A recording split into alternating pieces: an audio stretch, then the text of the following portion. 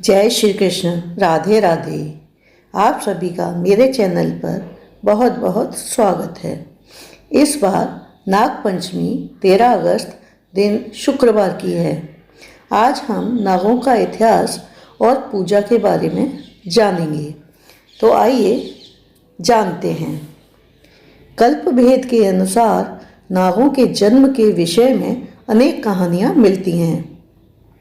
लिंग पुराण का मत है कि सृष्टि सृजन करते हुए ब्रह्मा जी एक बार बहुत हताश हुए और क्रोधवश उनके कुछ अश्रु पृथ्वी पर गिर पड़े और उसी क्षण सर्प के रूप में परिणत हो गए। इन सर्पों के साथ कोई अन्याय न हो ऐसा विचार कर भगवान सूर्य ने इन्हें पंचमी तिथि का अधिकारी बनाया।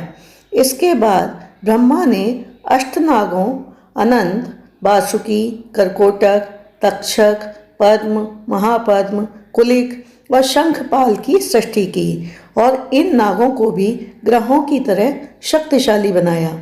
इनमें अनंत नाग सूर्य के, वासुकी चंद्रमा के, तक्षक मंगल के, करकोटक बुध के, पद्म बृहस्पति के, महापद्म शुक्र के तथा कुलिक और शंखपाल शनि ग्रह के माने जाते हैं। ये सभी नाग सृष्टि संचालन में महत्वपूर्ण भूमिका निभाते हैं। भगवान विष्णु शेषनाग से शय्या रूप में सेवा लेते हैं। शिव इन्हें कंठ में धारण करते हैं, जबकि रुद्र, गणेश और काल भैरव इन्हें यज्ञोपवीत के रूप में धारण करते हैं। शेषनाग पृथ्वी को स्वयं अपने फन पर धारण करते हैं। शास्त्रों के अनुसार सभी अष्टनाग अष्टलक्ष्मी के अनुचर के रूप में जाने जाते हैं। इसीलिए कहा जाता है कि जहाँ नागों का वास होता है वहाँ लक्ष्मी जरूर वास करती है। रामायण में सुरसा को नागों की माता और समुद्र को उनका अधिष्ठान बताया गया है।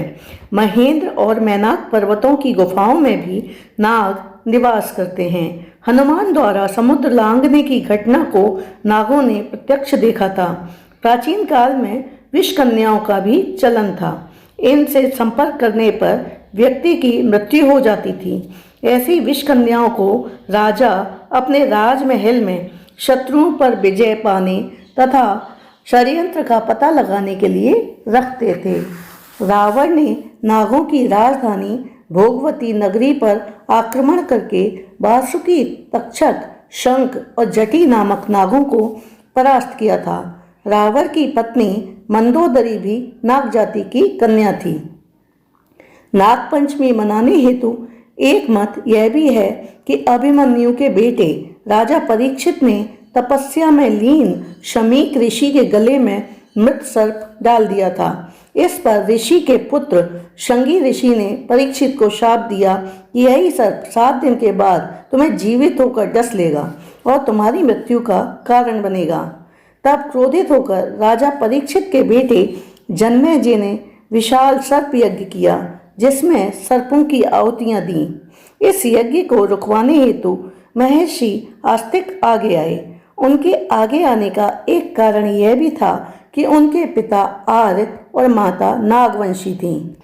आर्यों ने स्मृति स्वरूप अपने त्योहारों में नाग पूजा को शामिल किया। नागवंश से ताल्लुक रखने के कारण ही इसे नाग पंचमी कहा जाने लगा। भारत का इतिहास नामक पुस्तक में नाग राजवंशों के बारे में बताया गया है। एक अन्य राज शिशुनाग वंश का था। इस नागवंश का स्थान 345 ईस्वी पूर्व नंद वंश ने ले लिया था। इसका विस्तार धारा नगरी, जो वर्तमान में धार है, तक फैला था। इन्हें धाराधीश कहा गया। राजा भोज के पिता सिंधुराज ने नागवंशीय राजा शंखपाल की कन्या शशि प्रभा से विवाह किया था। नागवंश का अंतिम राजा गणपति नाग था। नाग जनजाति का निवास नर्मदा घाटी बताया जाता है। कुषाण साम्राज्य के पतन के बाद नागों का पुनरोदय हुआ। ये नवनाग कहलाए। इनका राज्य मथुरा, विदिशा, कांतिपुरी व पद्मावती तक फैला था। नागों ने अपने शासनकाल में जो सिक्के चलाए उनमें सर्प के चित्र अंकित थे। इससे ये भी प्रमाणित होता है कि नागवंशीय राजा सर्प पूजक थे। इसी पूजा की प्रथा को निरंतर रखने के लिए श्रावण शुक्ल की पंचमी को नाग पंचमी के रूप में मनाया जाता है। कुछ लोग नागदा नामक गांव को नागदा से जोड़ते हैं। शायद यहीं पर सर्प यज्ञ हुआ होगा। इस गांव में नाग नागिन की प्रतिमाएं और चबूतरे बने हुए हैं। इन्हें भिलट बाबा के नाम से भी पुकारा जाता है। पूर्व में उड़ने वाले सांपों की प्रजाति का भी पता चला। ये सांप एक पेड़ से दूसरे पेड़ पर छलांग लगाते थे। भारत में कई प्रदेशों के अलावा ये वर्षा वनों में अपना बसेरा करते हैं। सांपों की बात करें तो मणिधारी, इच्छाधारी, 7 फन वाले सांपों के बारे में बहुत समय से हम लोग सुनते आ रहे हैं।